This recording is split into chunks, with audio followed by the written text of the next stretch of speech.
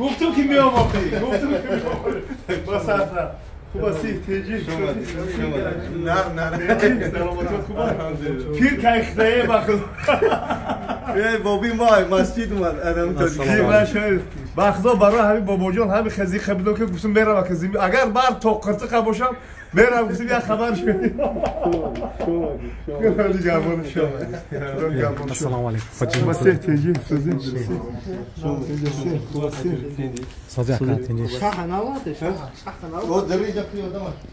قدامك بشون حاجه بشون میاد بولو هست او گرم است جبلوش میبریم خواستم کشتر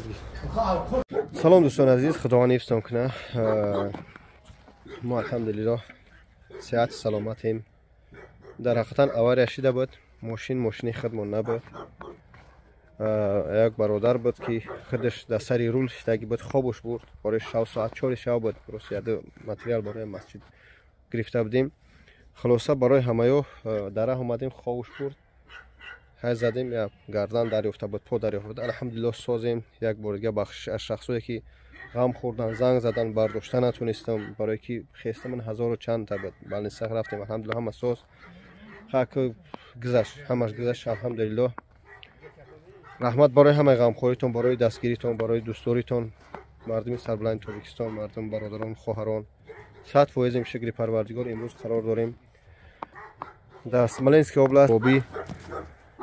بابی خان پیش اومده ببین بابی جان ان شاء الله مهمونداری میکنیم اینجا یک گوش پانداکس میکنیم